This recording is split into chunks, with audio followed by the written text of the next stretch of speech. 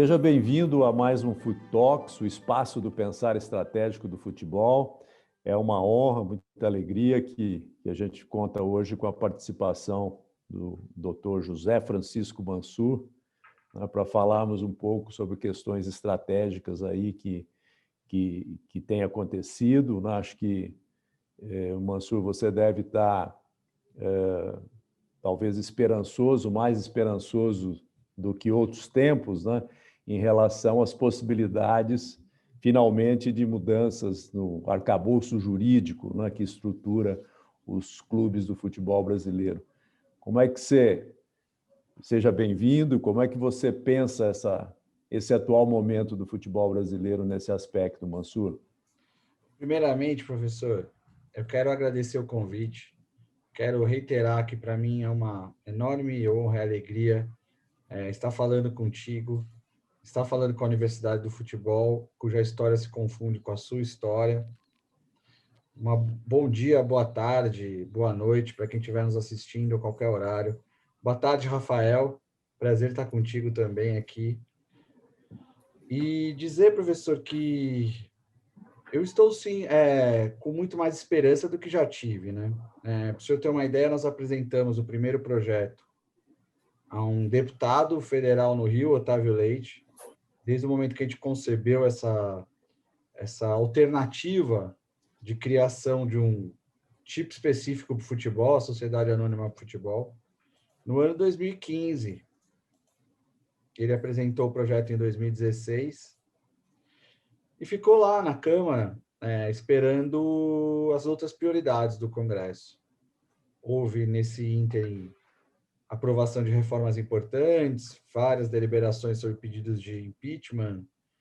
O Congresso teve outros temas, até que em 2019 o então presidente da Câmara, Rodrigo Maia, decidiu que esse assunto era prioritário, e só que o fez substituindo o nosso projeto por um outro, que foi o projeto que foi aprovado na Câmara. Ao mesmo tempo que, e olha como as coisas são, né? Ao mesmo tempo em que passava o projeto do deputado Pedro Paulo, né, que foi nomeado pelo Rodrigo Maia na Câmara, nós entramos em contato e fomos procurados pelo senador Rodrigo Pacheco, então um jovem senador, que se interessou em dizer, não, eu queria retomar a ideia inicial de vocês. E apresentou esse projeto no Senado. E ele ganhou esse número, né? 5516 de 2019. Até que no primeiro semestre desse ano, Rodrigo Pacheco, presidente do Senado, nomeou um relator, o senador Portinho, e o projeto foi aprovado no Senado. Nós ainda temos um caminho longo pela frente, temos que o projeto volta para a Câmara para ser deliberado lá e, saindo da Câmara, vai a sanção do presidente da República. Mas eu estou como aquele nadador, professor, que já nadou muito, muito, muito. Ainda ele sabe que falta muito para nadar, mas ele já está vendo a praia. Ele está vendo a praia do outro lado. Eu estou vendo a praia. Se eu parar de nadar, a gente afoga e não chega na praia. Mas eu já estou com contato visual com a praia. A praia é a esperança de um futebol brasileiro melhor, mais desenvolvido e com mais capacidade de atrair receita. Hoje parece assim que há mais maturidade, né, dos próprios dirigentes em relação a analisar até a conveniência, né, e a necessidade desse caminho, né, Mansur?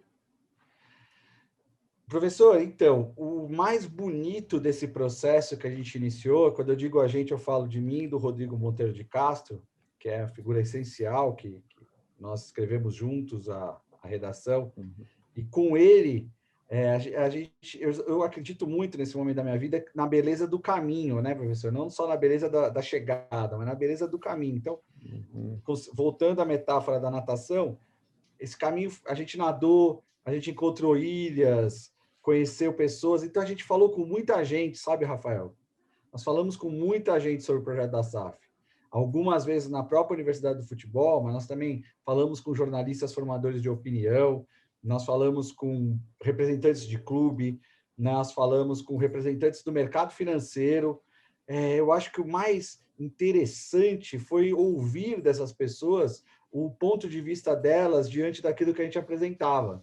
Por que eu estou dizendo isso para responder a pergunta do professor? porque eu acho que esse foi um trabalho de formar opinião, de destruir mitos, muitos mitos que existiam, né, em torno do Clube Empresa. Tem até um livro com esse título, O Mito do Clube Empresa, que redobra alguns outros mitos, mas a gente sente sim que tem um ambiente mais favorável, né, professor? Eu acho que, para não ser repetitivo, nada como ser atual, né? Então, nós estamos falando hoje, no dia 1º de julho, nós estamos gravando, e hoje o Campeonato Brasileiro é liderado por uma sociedade anônima, o Red Bull Bragantino, um projeto muito bem consolidado pelo escritório do André Sica, e que está em primeiro no Campeonato Brasileiro, e que contrata jogadores importantes dos clubes tradicionalmente grandes, né? Tem lá no Red Bull Bragantino o Elinho, que foi formado na base do São Paulo. A maior contratação do futebol brasileiro nos últimos tempos foi o Praxedes, do Inter. Estou falando de 40 milhões. 40 milhões. 2 clubes onde o professor Medina fez um trabalho marcante e brilhante. E esse é o time que está ali ponteando o campeonato. Isso vai quebrando algumas resistências, mostrando que é possível pensar na hipótese de os dirigentes não exercerem o poder político na magnitude que exercem hoje, mas estarem assim participando de entidades muito mais fortes, muito mais capazes de realizar bons espetáculos. Mansur, queria abordar um ponto com você. Há umas 2, 3 semanas atrás, eu dei uma aula para alguns executivos do futebol e, ao defender veementemente o seu projeto de lei, que eu admiro muito e parabenizo desde já, para minha surpresa, eu fui um pouco bombardeado. E a maioria desses executivos eram pessoas jovens, né, que eu achei que estavam com a cabeça mais aberta para isso. Mas a todo momento eu ouvi questões como assim, não, o clube não precisa ser uma empresa privada, uma SA para ser bem-sucedida, o modelo associativo pode ser muito bem-sucedido, olha o Flamengo, olha isso, olha aquilo, olha o que fizeram com o Figueirense. E eu discuti um pouco isso, né? E eu acho que um dos grandes pontos do seu projeto é que o clube obtenha novas formas de receita, né? E aí eles falaram, não, mas a gente não precisa de sheiks árabes. Só que a lei não fala em sheik árabe, nós não precisamos de sheiks árabes, não precisamos do dinheiro do petróleo. Eu queria conhecer esses jovens executivos com quem você conversou, porque eles estão proferindo mitos e imagens muito velhas. Talvez eu queria que você explicasse um pouco melhor. Eu queria que você... Falando de sheik árabe ou aqui dizendo, em nenhum momento foi dito que uma associação não pode ser bem administrada. Vamos ver o Flamengo, sim. Excelente exemplo. Tecnicamente, com uma performance incrível, fruto de 5 anos de uma reformulação na forma de gerir, porque um clube com a torcida que o Flamengo tinha não podia nunca ter estado no estado que esteve, né? Mas, recentemente, o Flamengo, que tem 40 milhões de torcedores, ele tinha um lateral direito muito importante, não só para a forma como o time jogava, e eu vou falar disso, sempre pedindo muita licença ao professor Medina, que é o nosso mestre, mas também ao que se relata para o vestiário, para o relacionamento entre os atletas. Pois bem, esse jogador saiu do Flamengo para jogar na Grécia. A Grécia é uma economia que pede socorro à Europa há anos e anos, vive uma situação financeira dificílima. Ok, mas ele foi jogar na Grécia. A torcida do Flamengo é maior que a população da Grécia inteira. Imagina comparado com o time que ele foi jogar. Mas, tirante tudo isso, a Grécia tem aquela Eurocopa, né? E nós somos 5 vezes campeões mundiais. Então, o Flamengo, espetacular no contexto brasileiro, ainda tem uma receita que se equivale à do Portsmouth, da Inglaterra.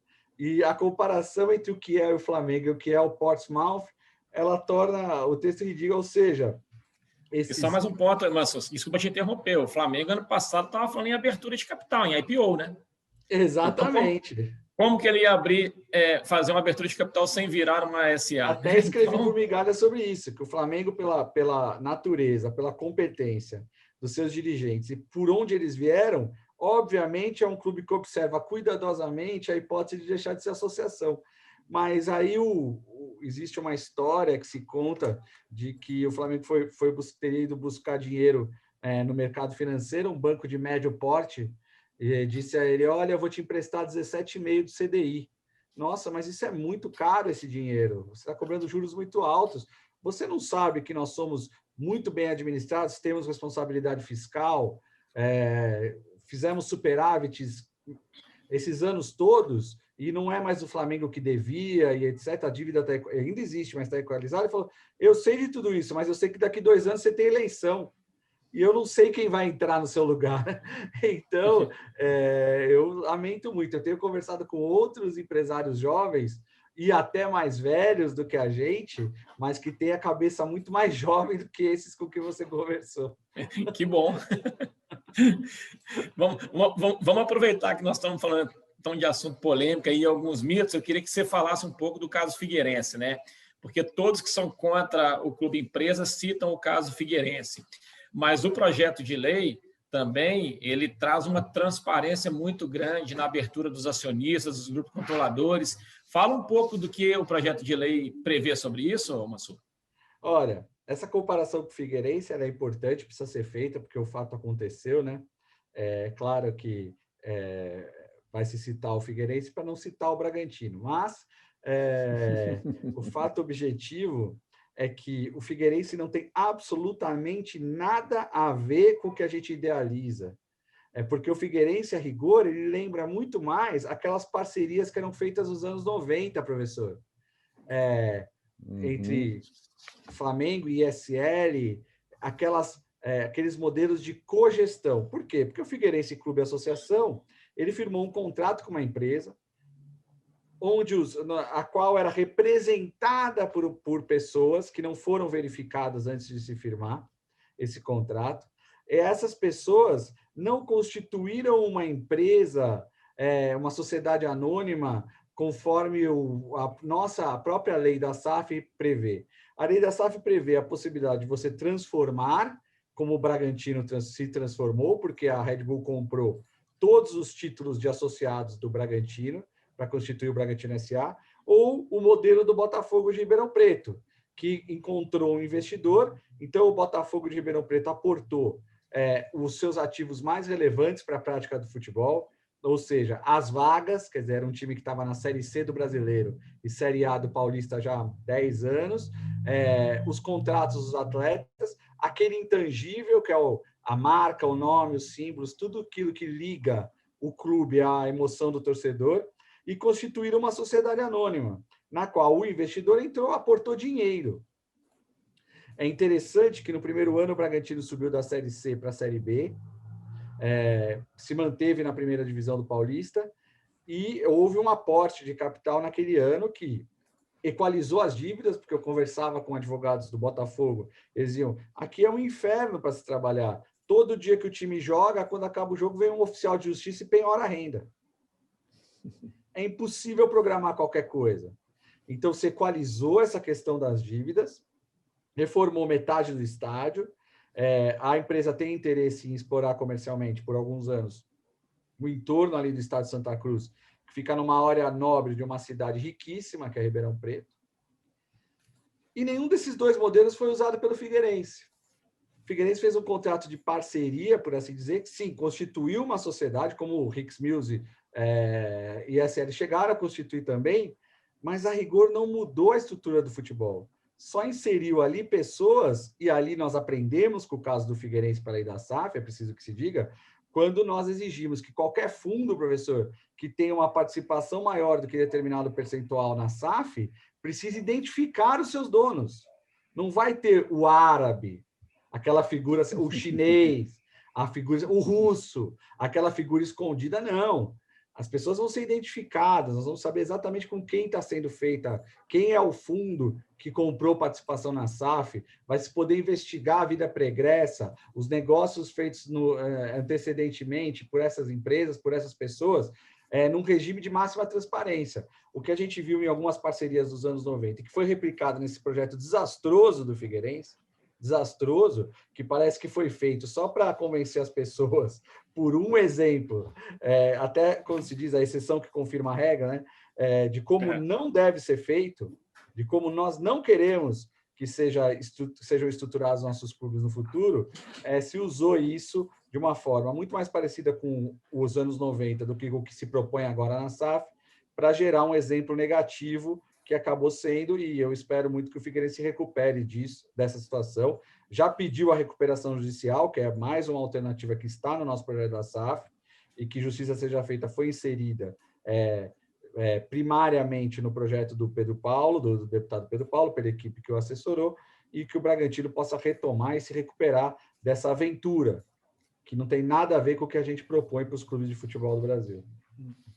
Mansur, se você tivesse diante assim, de um grupo de dirigentes tradicionais, porém bem intencionados, vamos colocar isso como hipótese, que recomendações, assim, que argumentos você utilizaria para convencê-los a transformar o modelo do clube?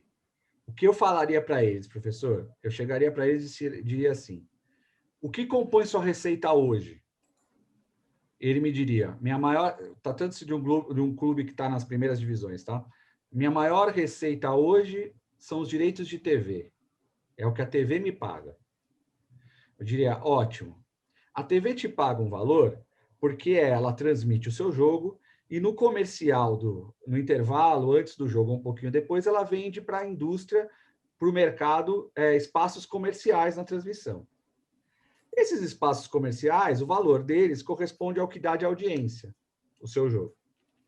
Uhum. A gente sabe que na última negociação de TV, essa conta ficou um pouco desequilibrada. Por ter concorrência, a TV pagou mais do que ela consegue proporcionalmente arrecadar com a venda dos espaços publicitários. Então, tudo indica, e até porque a audiência do futebol não está aumentando, e eu vou querer falar um pouco disso mais tarde, a audiência do futebol não está aumentando, tudo indica que você não vai ter um aumento substancial na proposta de TV no seu próximo contrato. Eles deverá concordar comigo. Qual é a sua outra grande receita? Minha outra grande receita é o patrocínio na camisa. Ótimo. Hoje em dia nós temos empresas que calculam esse valor, não é mais empírico, e a gente sabe que, contando quantas vezes aparece na televisão o patrocínio, mais as exposições nos jornais, nos sites, isso tem um valor que varia entre 8 e 20 milhões de reais. O mercado já está pagando isso, nós estamos vindo de uma pandemia, não há nenhuma tendência de que o mercado vá pagar mais por patrocínio de camisa do que paga hoje. Ótimo. Qual é a sua próxima receita? É bilheteria. Bilheteria, você tem alguns estádios novos que estão realmente melhorando a receita de bilheteria, mas também tem a ver com a capacidade de consumo do brasileiro. Nós estamos vindo de uma recessão, acompanhada de uma pandemia, não tem nada que indique que o brasileiro vai ter mais dinheiro sobrando para pagar mais caro o ingresso. Com essas 3 fontes de receita, sua receita fecha no final do ano? Provavelmente ele vai dizer, não, Mansur, falta um dinheiro. E como que você fecha o ano? Eu faço venda de atletas. Aí que eu queria chegar. Que atleta que o senhor vende, presidente? Eu diria a ele. Aqui no ano passado, nós vendemos um jogador de 18 anos para o Barcelona.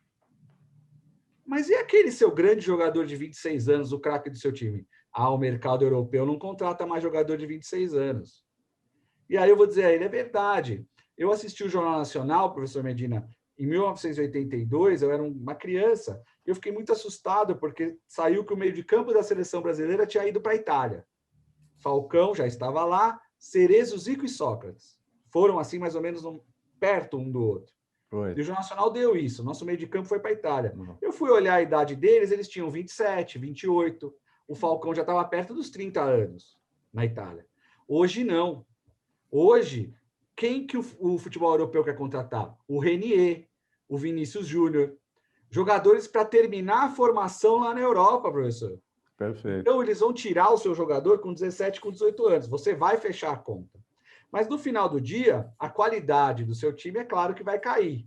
Porque, como disse uma pessoa até do Ministério da Economia, falou para mim, o que a gente faz com o futebol, a gente vende o torrão de café e depois a gente recompra o Nespresso usado. Ele volta para jogar aqui com 35, com 36. Cai a qualidade do espetáculo. Então, presidente, quando você sai na rua, você vai ver a criança com a camisa do Milan, com a camisa do Bayern de Munique, do Manchester City, e não vai ver mais com os nossos times. Sabe o que acontece? É um círculo vicioso. essa criança perdeu interesse no nosso futebol, ou prefere o futebol da Europa, que passa na TV. Ele não vai no estádio, sua bilheteria continua caindo. Ele não assiste na TV, a verba da TV continua caindo. Você está limitado e você não vai conseguir sair desse espiral. Eu estou te apresentando uma alternativa, porque no momento em que você se constituir como SA, você pode fazer o que o Bayern de Munique fez. O Bayern de Munique constituiu uma SA, professor, e vendeu. Não vendeu o controle, 25% do controle para Adidas, para Audi, para Allianz. Sabe quanto que eles pagaram ao Bayern de Munique para poder fazer parte do conselho? 300 milhões de euros. Então, é possível que, se organizando como sociedade anônima, você tenha um investidor que queira pagar não 300 milhões de euros, mas alguns milhões de reais para ter 15%, porque acredita no seu produto. E, além do mais, você vai ganhar toda a experiência profissional dessa empresa dentro do seu conselho de administração. E quando você chegar no banco, ele te emprestava 17 do CDI, ele vai falar, agora você tem as responsabilidades de uma sociedade anônima. Eu posso te emprestar 12 do seu CDI. Seu dinheiro vai ficar mais barato. Então, era isso que eu falaria a um dirigente. Eu estou criando uma alternativa partindo da premissa de que a capacidade das associações de receber recursos bateu no teto. Não é só culpa do seu despreparo ou incompetência. É culpa da forma como a associação é constituída. A associação ela é regida por processos políticos e ela é constituída para não ter atividade econômica.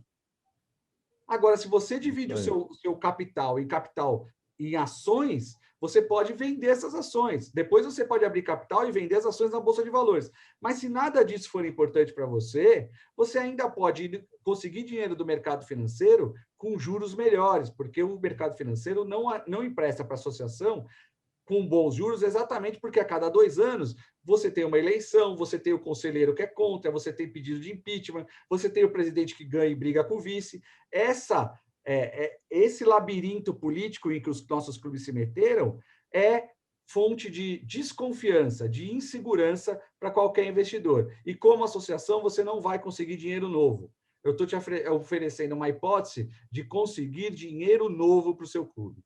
Era basicamente isso que eu iria dizer a um dirigente com quem eu me encontrasse. Muito bom. Se eu fosse um deles, me convenceria. Obrigado. Se fosse o senhor um deles, professor, o clube estaria muito melhor do que está. Bom. Rafael? Mansur, dentro desse contexto que nós estamos vivendo da aprovação do projeto de lei no Senado, está ocorrendo também um movimento aí dos clubes, né, nos 40 clubes da Série A e B, de uma possível criação de uma liga. Né? Essa semana também houve um movimento lá de se voltar naquela questão da lei de transmissão, a lei do mandante lá. Você vê esse momento aí do futebol brasileiro aí como um divisor de água? Você acredita nisso? Você confia que nós podemos estar no momento aí de viver uma nova realidade no futebol? O professor Medina viveu essa história junto comigo, que nós temos um grande amigo em comum, Fernando Miranda, que capitaneou o movimento de liga lá no ano 2000. Uma grande figura do futebol, uma grande figura, e um grande amigo. E então, eu não tenho o direito de acreditar que dessa vez eles vão fazer a liga. Porque toda a história mostra que eles aproveitam um momento de fragilidade da CBF, mas logo a CBF se reconstrói, se reconstitui forte, como sempre foi, e continua tendo interesse em organizar as competições, e aí as pressões são muito fortes, e os clubes geralmente recuam. Mas eu não me dou o direito de acreditar de novo, né, professor? Mas me dou o direito de torcer. Me dou o direito de torcer. Torcer daquele jeito desconfiado, de quem já viveu isso. Porque a grande maioria dos presidentes que estão lá, dos diretores, talvez não fossem ligados ao futebol no ano 2000, da forma como a gente... Eu, jovem, tinha 2 anos de formado, recebi a confiança do Fernando Miranda em estar ao lado dele na organização da Liga Sul Minas. Então, eu vi as reuniões, eu vi o tipo de pressão que os clubes recebem. E eu vi que muitas vezes essas pressões são irresistíveis, eles não conseguem superar. Torço para que isso não aconteça, torço. vi lá, eu sou advogado há 11 anos da Liga Nacional de Basquete. Me arrisco a dizer que eles poderiam sim, apesar de serem modalidades completamente distintas, tem muita coisa que se faz na Liga Nacional de Basquete que poderia ser muito bem aproveitada numa Liga Nacional de Futebol. A forma como os clubes da Liga Nacional de Basquete se entenderam como donos do negócio. E que, às vezes, eu já presenciei isso várias vezes, eu ouvi clubes falando, o meu clube não tem interesse nenhum em aprovar essa deliberação, mas eu sei que é bom para a modalidade, é bom para a liga, então eu vou votar sim. Eu vi isso acontecer. Se essa mentalidade tiver realmente inserida na cabeça dos dirigentes, isso vai acontecer. Eu vi recentemente que houve a apresentação de 2 projetos, e um dos projetos pretende que a Liga Nacional de Futebol seja uma SA. É isso que eu ia falar, justamente. Excelente. Mas aí parece que a reportagem do nosso Rodrigo Capello, que escreveu até o futebol como ele é, e eu já encomendei, estou muito ansioso para ler, mas enfim, ele menciona, mas aí um dirigente perguntou, eu preciso me tornar um SA? Ele falou, não, é verdade.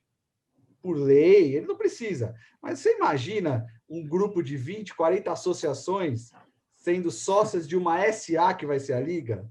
É água e óleo. Então, é claro que uma coisa vai levar a outra. Da mesma forma como em muitos momentos a gente teve que dizer, olha, nós estamos mexendo no núcleo primeiro da situação, que são os clubes. Eles devem considerar a hipótese de mudar sua forma societária. Por tudo aquilo que eu expliquei na pergunta do professor Medina. Uhum. Havendo a mudança, a outra mudança é natural, é consequência da primeira. Havendo a mudança, a outra mudança é consequência da primeira. Então, é o que eu te digo. Eu torço, eu sei que tem gente muito competente ali, muito bem intencionada no grupo dos profissionais que estão assessorando, mas o que eu já vivi me obriga a ser cético, porque se a gente não aprende com as nossas vivências, com as nossas experiências, nós estamos fazendo uma grande desfeita para o destino, né? Nós temos que aprender com o que a gente já viveu. E o que eu aprendi com o que eu vivi me mostrou que, passada a turbulência na CBF, a CBF se reorganiza e muitos dos clubes roem a corda. Espero que não aconteça dessa vez, mas sou obrigado, né, professor, empiricamente a repetir os processos que eu vivenciei. Tá certo. Vai lá, Medina. Mansur, estamos chegando aqui ao final. Gostaria de fazer uma última pergunta para você. Em 2019, a Universidade do Futebol teve imersa numa consultoria no Clube Atlético Paranaense, né? E tivemos várias conversas com o Petralha, né? E ele sempre insistia na necessidade do clube se preparar. Ele até fazia uma imagem assim do clube como uma noiva, que a gente tinha que deixar a noiva bonita para poder fazer essa transição para o clube empresa, propriamente dito. Você considera isso assim, que seria uma regra geral, um dever de casa de todos os clubes que têm esse interesse de fazer essa preparação do clube para que ele esteja o mais saudável possível? Isso beneficiaria esse movimento de transição ou não? Sem dúvida. Esse trabalho é essencial. Reconheço, nunca estive lá, como o senhor teve, mas o mercado confirma que o Atlético Paranaense fez esse trabalho. Então, é um clube que está assim à frente para ser o pioneiro. Sei da preocupação do presidente Petralha com a questão tributária, quer dizer, quanto eu pago de imposto hoje como associação, quanto eu vou pagar de imposto se eu constituir a sociedade anônima, e é uma preocupação absolutamente legítima, mas que está contemplada no projeto, quer dizer, o regime tributário, a gente pode falar com mais calma em outra oportunidade, ele ficou bastante favorável para os clubes que quiserem constituir as SAFs, e o Atlético fez esse trabalho. Todo mundo que passa pelo Atlético, eu tenho amigos que passaram por lá, que trabalharam lá, reconhecem que há um clube no Brasil que está muito preparado, que tem uma noiva bonita, e é o Atlético Paranaense. Então, como existe isso é reconhecido, eu faço votos de que isso dê o resultado que eu acredito que vai dar, que o Atlético, assim que houver, então, a edição da lei, entenda que o regime tributário é favorável, eles vão ter que fazer uma análise comparativa dos números que eles têm lá, eu não tenho como fazer isso, e faça essa mudança, porque a impressão que eu tenho é que se o Atlético Paranaense for um paradigma, ele vai ser um bom modelo. As pessoas vão olhar e vão falar, isso pode dar certo, porque é um clube que está muito preparado sob o comando do próprio presidente Petralha e das pessoas do Atlético Paranaense que estão no clube já há tanto tempo. Uhum. Maravilha, Mansur. Agradecer você aí a gentileza, né, de nos conceder essa entrevista, a gente adorou, né? Esperamos que você também tenha gostado aí de colocar essas ideias que você defende há anos, né? E agora no momento que talvez a gente possa ter mais esperança de mudanças, não só em relação a esse aspecto que a gente tratou aqui, mas sim muitos outros também que a gente sabe que há necessidade de intervenção, de investimento, né, de mudanças, e acho que é por isso que a gente, né, tem essa paixão aí pelo futebol. Por ter essa paixão pelo futebol, a gente tem que ter também um certo grau de esperança, né, que acho que é o que nós temos, né? Muito obrigado, Mansur. Obrigado, professor. Obrigado, Rafael. Realmente passou muito rápido, porque foi muito agradável, foi um papo muito bom, e espero estar com vocês mais vezes, sempre que vocês precisarem, vou estar à disposição, e assisto e vou continuar assistindo os outros episódios, porque são sempre muito interessantes. Uma boa tarde, fiquem bem, fiquem com saúde, se cuidem, e vamos em frente, vamos lutar pela melhoria do futebol brasileiro. Muito obrigado aí, Mansur. Foi um prazer e parabéns aí pelo projeto, cara. Sou um admirador seu. É recíproco. Somos. Obrigado. Somos. E em relação ao professor, eu não preciso nem dizer, porque o professor faz um trabalho no futebol que eu admiro desde muito antes de conhecê-lo pessoalmente. Então, desde criancinha, né, Mansur? Professor. Eu tenho que dizer que sim, desde criancinha. Mas o senhor está muito melhor que eu. Imagino. Um abração, Mansur. Um abraço. Tchau.